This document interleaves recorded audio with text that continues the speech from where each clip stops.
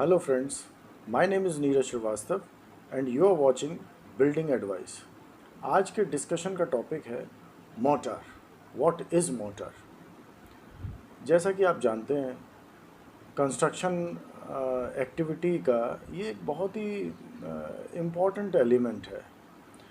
और आप अपने सराउंडिंग्स में जहाँ भी घर बन रहे होते हैं या बिल्डिंग्स इरेक्ट हो रही होती हैं, इसका यूज़ आप वहाँ पर देख सकते हैं।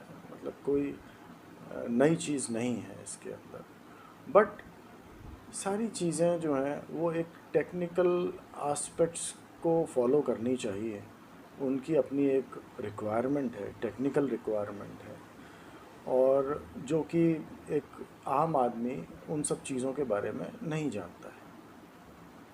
तो ये जानना बहुत ज़्यादा ज़रूरी है कि सीमेंट मोटर को हम किस तरह से प्रिपेयर करते हैं और क्या इसका सही तरीका है। तो आज हम यही डिस्कस करेंगे कि इसको किस तरह से हमको बनाना है। जैसा कि आप जानते हैं, it is a mixture of cement, dry sand and water. Dry sand मैं इसलिए कह रहा हूँ कि सैंड जब आप मिक्स करते हैं, ड्राई मिक्सिंग करते हैं जब सीमेंट के साथ, तो इसके अंदर मॉइस्चर नहीं होना चाहिए बिल्कुल भी, क्योंकि सीमेंट जैसे ही मॉइस्चर के कांटेक्ट में आता है या पानी के कांटेक्ट में आता है तो इसके अंदर केमिकल एक्शंस शुरू हो जाते हैं।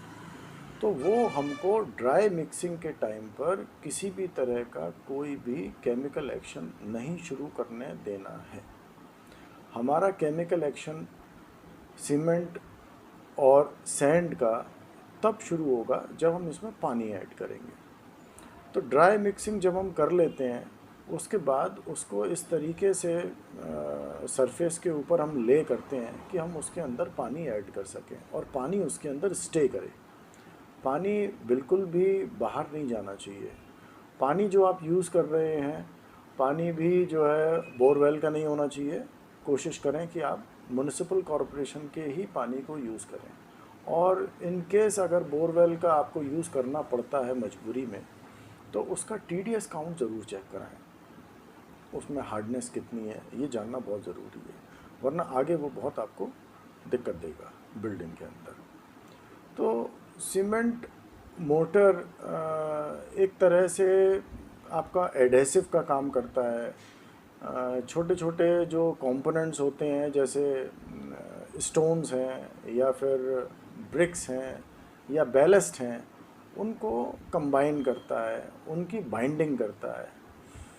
तो ये एक बहुत इम्पॉर्टेंट एलिमेंट है कंस्ट्रक्शन इंडस्ट्री का, जैसे कि मैं पहले भी बता चुका हूँ आपको। अब इसके यूजेस जो हैं वो मैसनरी वर्क के अंदर है। स्टोन मैसनरी में इसको यूज़ करते हैं हम। ब्रिक मैसनरी में भी इसका यूज़ है। ब्रिक मैसनरी में फाउंडेशन आ गया, प्लिंथ आ गया, सुपर स्ट्रक्चर का ब्रिक वर्क आ गया।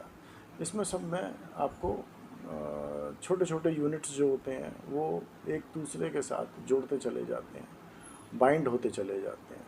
तो ये एडहेसिव और बाइंडिंग मटेरियल का पूरा काम करता है। और इसका काम प्लास्टरिंग में भी है। जब आप वॉल्स के सरफेसेस को प्लास्टर करते हैं तब भी सीमेंट मोटर का ही यूज़ होता है। हालांकि दोनों जगहों पर आपका कॉन्फ़िगरेशन थोड़ा चेंज हो जाता है। सैंड की जो क्वालिटी है वो चेंज हो जाती है, उसकी फाइननेस चेंज हो जाती है, उसका नेचर चेंज हो जाता है। जहाँ आप मैसनरी वर्क में मोटर प्रिपेयर करते हैं वहाँ पर आप कोर्स सैंड का यूज़ कर सकते हैं, और जहाँ प्लास्टरिंग है वहाँ पर कोर्स सैंड नहीं काम करती है, वहाँ पर आपको फाइन सैंड ही चाहिए होता है।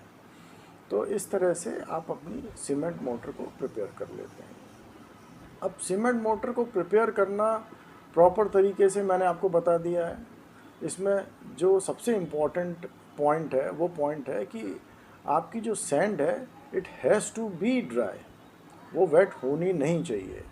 अगर रेनी सीजन्स हैं और बारिश होके चुकी है, सैंड गीली हो गई है, तो उस सैंड को स्प्रेड कर दीजिए आप सरफेस पर, वो हवा से सूख जाएगी और उसके ड्राई होने के बाद ही उसको सीमेंट के साथ मिक्स कीजिए। देखिए इसमें सैंड का जो मॉइस्चर कंटेंट है वो 5 से 10% हो जाता है। रेंज जब होती हैं, बारिश जब पड़ती है तब, और उसकी जो बल्केज है वो बल्केज 20 से 40% हो जाएगी उसकी। तो वो आपके सीमेंट के लिए ठीक नहीं है इनिशियल स्टेज की मिक्सिंग के लिए। फाइनल में तो हम पानी ऐड करते ही हैं, और पानी ऐड करने के बाद इसमें केमिकल एक्शंस शुरू हो जाते हैं और इसकी सेटिंग भी शुरू होना आरंभ हो जाती है, शुरू हो जाती है उसकी सेटिंग। तो अब इसका यूज़ किस तरह से होना चाहिए? इसका यूज़ मैंने नॉर्मली लोगों को देखा है जो बहुत ज़्यादा जानकारी नहीं रखते हैं, लेमेन्स हैं। अब वो लोग क्या करते हैं कि सीमेंट मोटर को प्रिपेयर कर लिया और प्रिपेयर करने के बाद में उसको यूज़ करते चले जाते हैं।